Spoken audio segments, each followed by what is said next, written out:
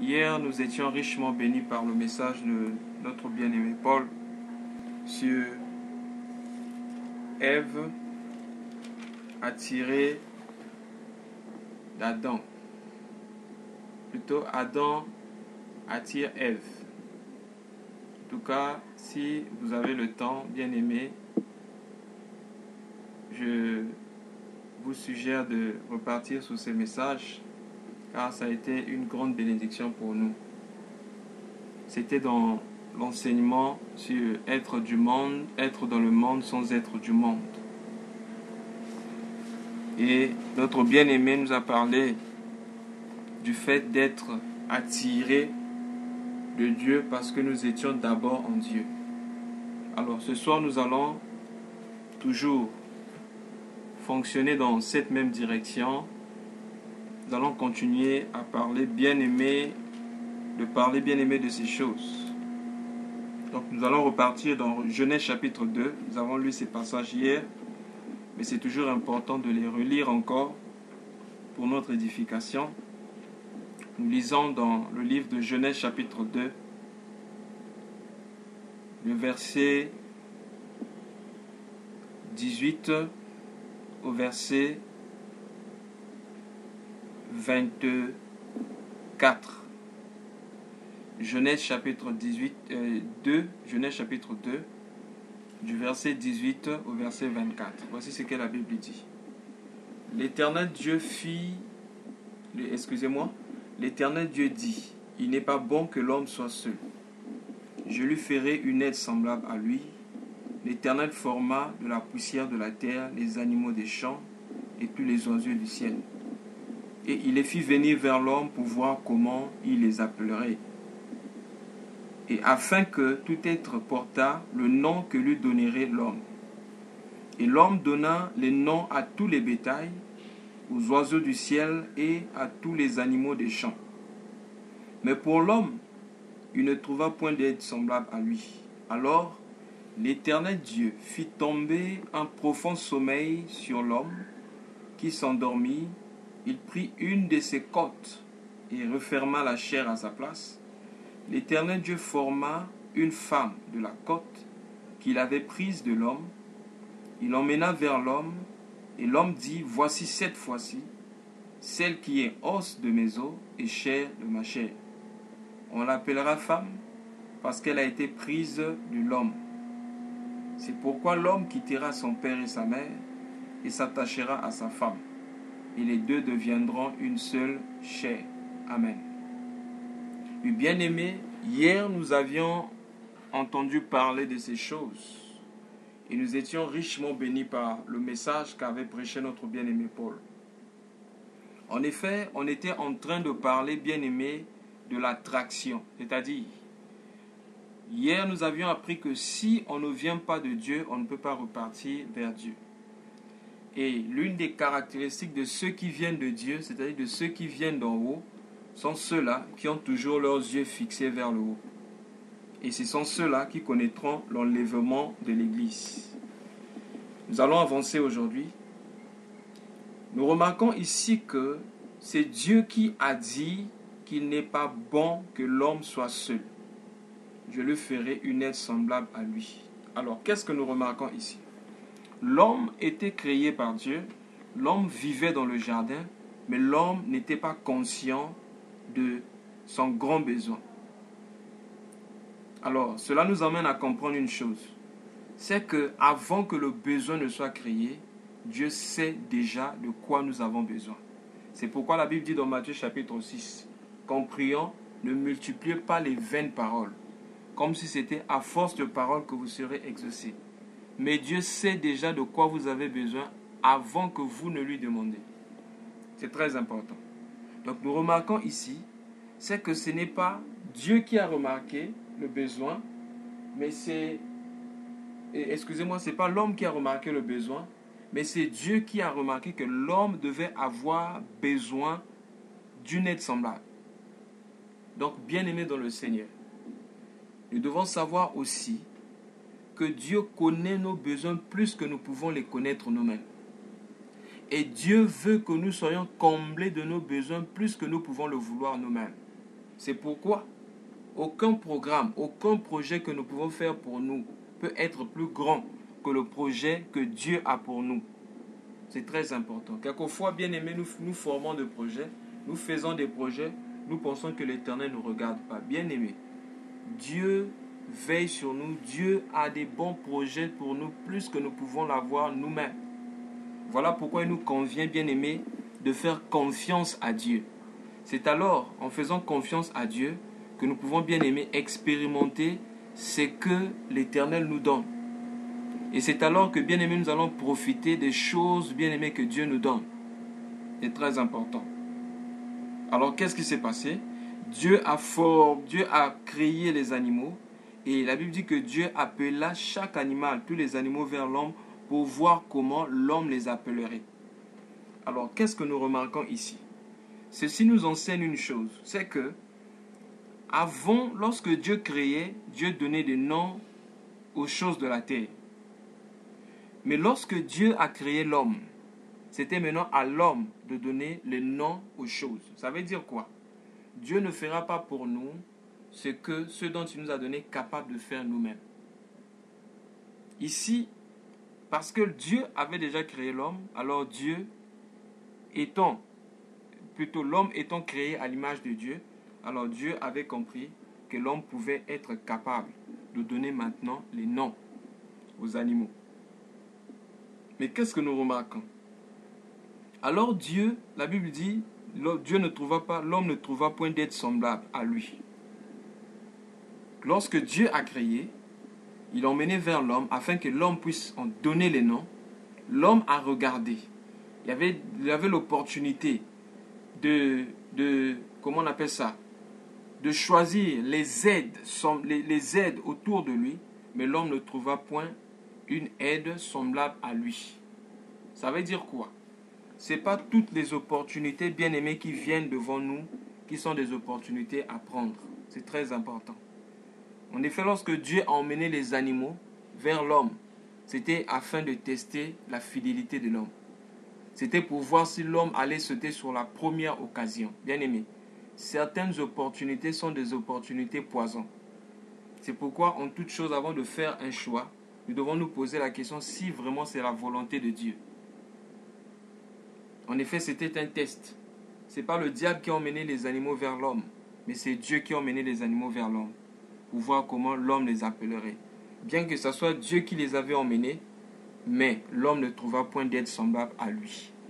Ensuite, comment est-ce que Dieu va faire pour que l'homme puisse avoir l'aide semblable à lui? Nous voyons ici, la Bible dit, alors l'Éternel Dieu fit tomber un profond sommeil sur l'homme, qui s'endormit, et il prit de ses côtes et referma la chair à sa place. Alors, qu'est-ce que nous remarquons? C'est que le bonheur de l'homme ne se trouvait pas à l'extérieur de lui, mais le bonheur de l'homme se trouvait à l'intérieur de lui. C'est très important. L'apôtre Paul a dit, nous ne portons pas nos regards sur les choses visibles, parce que les choses visibles sont passagères, mais nous portons nos regards vers les choses invisibles. Bien-aimé, ta stabilité, ton bonheur ne se trouve pas à l'extérieur, mais cela se trouve en toi parce que la Bible dit, celui qui est en nous est plus grand que celui qui règne dans ce monde. Ton bonheur se trouve en toi. Je ne suis pas en train d'enseigner comme ces psychologues, mais je suis en train de dire que celui qui a Christ en lui, son bonheur se trouve en lui, c'est-à-dire c'est au-dedans de toi. Ton bonheur n'est pas loin, ton bonheur n'est pas dans la création, mais ton bonheur est auprès du Créateur. Alors qu'est-ce qui s'est passé? Il a fallu que Dieu fasse tomber l'homme d'un profond sommeil, afin que ce bonheur-là puisse se manifester. Bien-aimé, qu'est-ce que je veux dire? Aussi longtemps que nous n'allons pas dormir, nous n'allons jamais voir la manifestation du bonheur que Dieu bien-aimé a placé en nous. Le Seigneur Jésus a dit ceci, si le grain qui est tombé ne meurt, il reste seul. Mais s'il meurt et il est enterré, il porte beaucoup de fruits. C'est très important. Bien-aimé dans le Seigneur, si nous n'acceptons pas de mourir par rapport à notre chair, de mourir par rapport à notre volonté, de mourir par rapport à notre position, nous n'allons jamais voir la manifestation de la sémence de Dieu qui est en nous. En effet, en nous, il y a déjà la sémence. Mais pour que cette sémence-là se reproduise, il faut, bien aimé dans le Seigneur, la présence de l'eau. Et l'eau, c'est l'eau de la parole. La parole fait quoi? La parole nous conduit, bien aimé, à l'humilité. La parole nous conduit, bien aimé, à la mort. Parce que, bien aimé, on dit ici qu'il a fait tomber l'homme d'un profond sommeil et il a déchiré son côté. Bien aimé, ce mouvement s'était passé lorsque Jésus-Christ était à la croix. Parce que lorsque le Seigneur était à la croix, la Bible dit qu'on envoya un soldat romain pour déchirer son côté. Et lorsqu'il a déchiré son côté, l'eau et le sang étaient sortis. Bien aimé, il a déchiré son côté comme au temps d'Adam, pour montrer, bien aimé dans le Seigneur, que Jésus-Christ était le second Adam. Donc de la même façon que pour avoir la femme, il a fallu qu'on déchire le côté, de la même façon, pour que l'Église naisse, il a fallu qu'on déchire le côté de Jésus-Christ à la croix. Bien aimé dans le Seigneur. Mais il faut accepter le sommeil.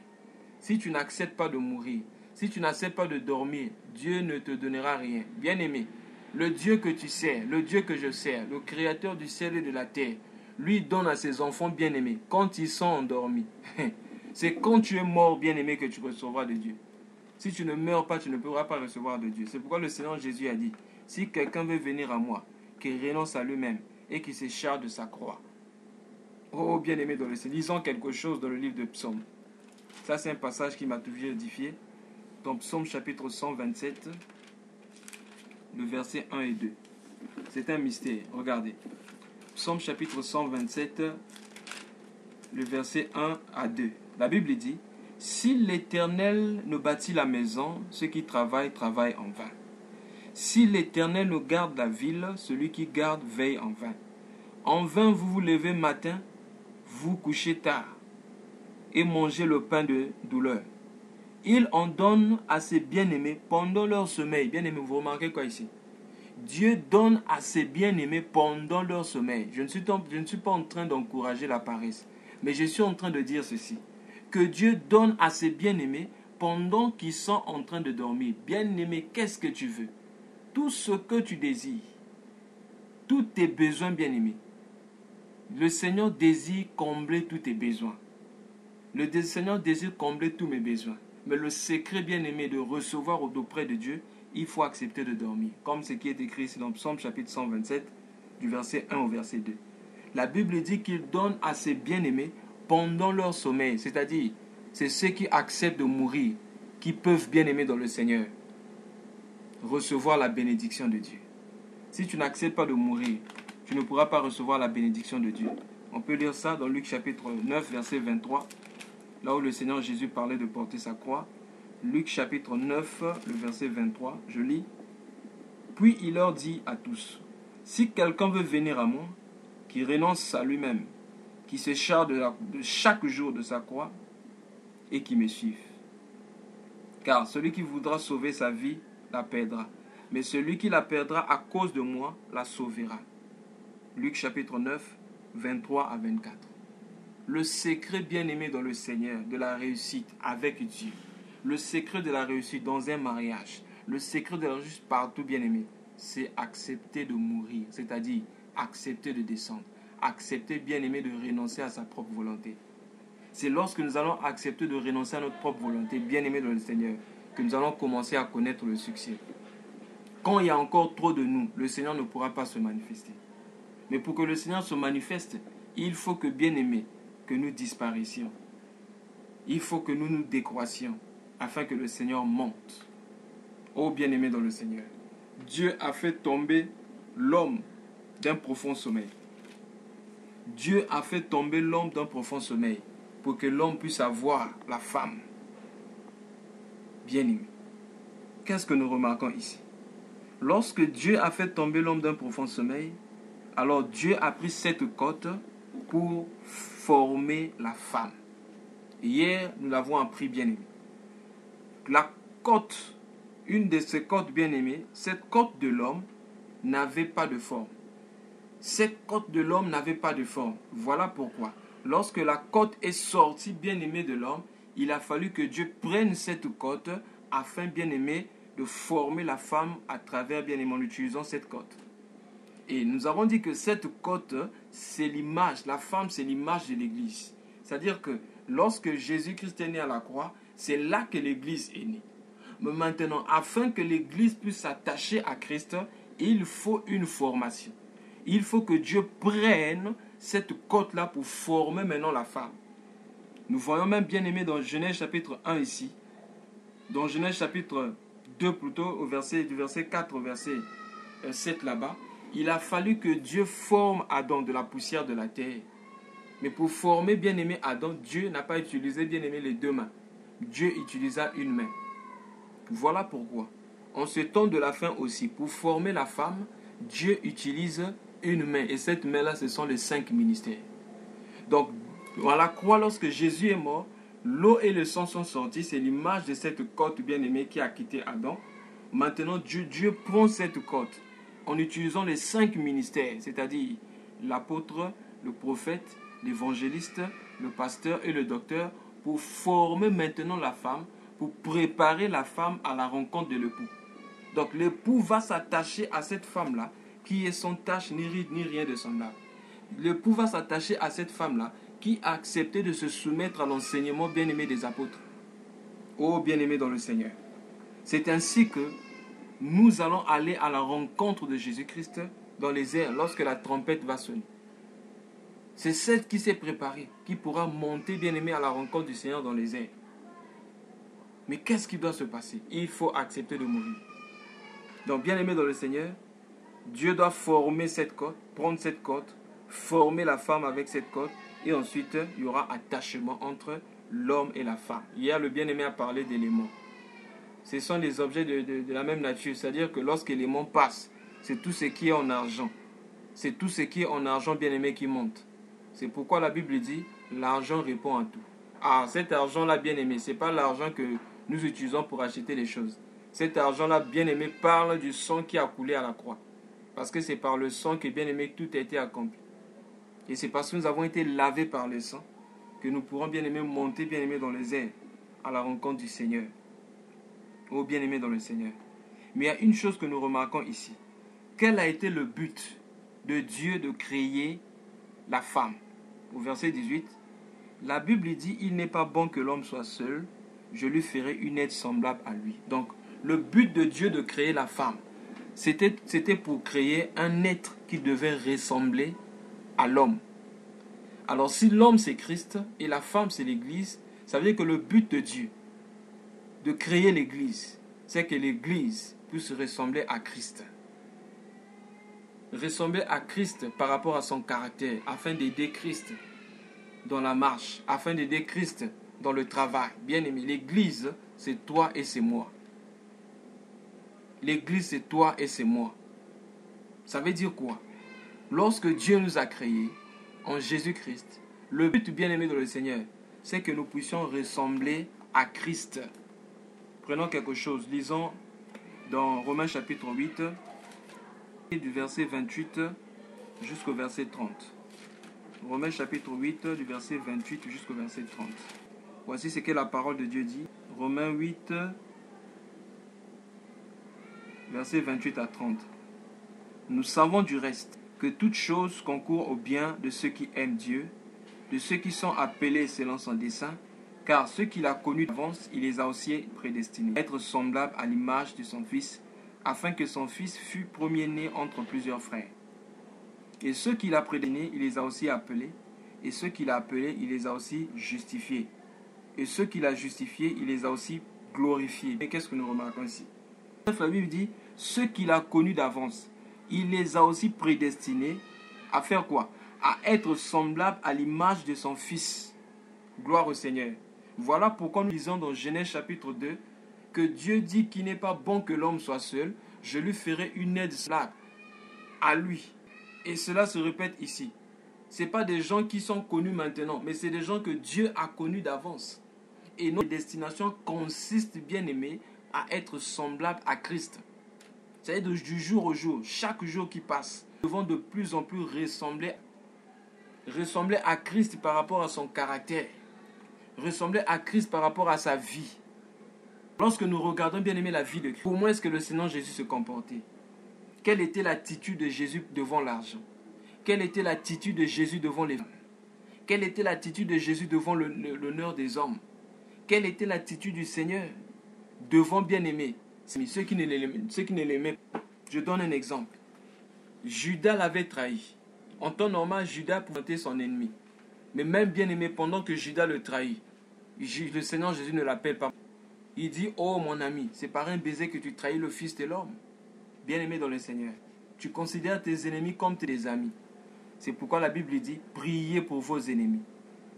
Aimez vos ennemis. Priez pour ceux qui vous persécutent, vous maltraitent. Faites du bien à ceux qui vous persécutent. Bien-aimé dans le Seigneur. C'est ça la nature de Dieu.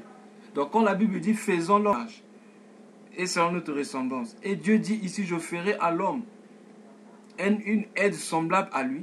C'est que Dieu veut que Dieu nous, afin que nous puissions aider Christ bien-aimé dans cette œuvre-là.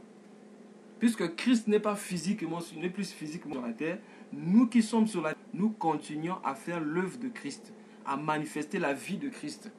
Parce que l'Église, c'est le corps de Christ. Ça veut dire quoi? Nous devons être ce que Christ était sur la terre. C'est pourquoi la Bible dit, disons ça, tel nous sommes aussi sur la terre. Disons dans 1 Jean chapitre 4. 1 Jean chapitre 4. 1 Jean chapitre 4. Le verset...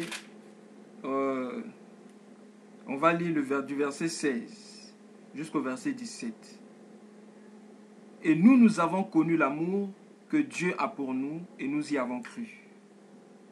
1 Jean chapitre 4, 16 à 17. La Bible dit, et nous avons connu l'amour et nous y avons cru. Dieu est amour. Et celui qui demeure dans l'amour demeure en Dieu et Dieu demeure en lui. Verset 17. Tel il est, tel nous sommes aussi dans le monde. C'est en cela que l'amour est parfait en nous, afin que nous ayons de la joie au jour du jugement. La Bible dit, tel il est, tel nous sommes aussi dans le monde. Ça veut dire quoi? Si le monde veut voir Jésus, le monde doit nous regarder. Voilà pourquoi il disait, je suis la lumière du monde. Mais après, quand il envoie les disciples, il dit, vous êtes la lumière du monde. Ça veut dire quoi? Au temps de la fin, c'est nous qui devons éclairer. Oh bien-aimé, la Bible dit dans Genèse chapitre 1, je crois que c'est le verset 14. Quand Dieu a créé, bien-aimé, les luminaires, il a dit, faisons 2 luminaires. Il y avait le grand luminaire qui éclairait le jour et le petit qui éclairait la nuit. Bien-aimé, ce qui éclairait le jour, bien-aimé, cela parlait de Jésus-Christ quand il est venu sur la terre. Mais ce qui éclaire la nuit, bien-aimé, c'est l'image de la lune. Parce que la Bible appelle Jésus-Christ le soleil levant. Or, lorsque Joseph avait eu ses songes, il a expliqué à son père. Il a dit, je voyais le soleil, je voyais la lune, je voyais les étoiles qui s'agenouillaient devant moi, 11 étoiles. Et quand le père Jacob a interprété le songe de Joseph, il dit, tu veux dire que moi, c'est-à-dire le soleil, et ta mère, et tes frères, nous allons commencer à t'adorer. Ah bien-aimé, donc si le soleil c'est le père, et la lune c'est la mère, ça veut dire que le soleil c'est le mari, et la lune c'est l'épouse. Or la Bible dit, au temps du soir, la lumière apparaîtra. Or bien-aimé, la nuit, c'est pas le soleil qui éclaire. La nuit, bien-aimé, c'est la lune qui éclaire. Donc ça veut dire qu'en ce temps de la fin, ceux qui doivent éclairer, ou la lumière qui doit éclairer, c'est la lumière qui provient de la lune. Or, la lune n'a pas la lumière en elle-même. Mais la lune tire sa lumière du soleil. C'est-à-dire que c'est le soleil. Dans la lune, bien-aimé, se cache la lumière du soleil. Et c'est la lune qui éclaire. Lorsque nous regardons, bien-aimé, la lumière, nous avons comme l'impression que c'est la lune qui éclaire. Mais en réalité, ce n'est pas la lune qui éclaire, c'est le soleil qui éclaire. Donc le soleil éclaire par la lune. C'est pourquoi la Bible dit, c'est plus moi qui vis, mais c'est Christ qui vit en moi. C'est-à-dire que moi je marche, j'éclaire, c'est pas moi, mais c'est Christ qui est en moi qui éclaire les hommes. Bien-aimés dans le Seigneur, c'est là le travail de l'Église. Nous devons manifester Christ bien-aimé aux hommes. Lorsqu'on nous regarde, par notre façon de parler, par notre façon de faire les choses, par notre façon de réagir, par notre façon de nous habiller, on doit voir Jésus-Christ en nous. Faisons l'homme à notre image, selon notre ressemblance. Il n'est pas bon que l'homme soit seul. Je lui ferai une aide semblable. Oh, nous devons aider Jésus-Christ bien-aimé en ce temps de la fin, en manifestant Christ aux hommes. Nous allons nous arrêter par là aujourd'hui. Et prochainement, nous allons continuer dans cette perspective toujours à parler de Christ, de parler de Adam et Christ, c'est-à-dire que nous, comme aide, que le Seigneur nous bénisse. Bien-aimés, nous sommes à la fin des temps.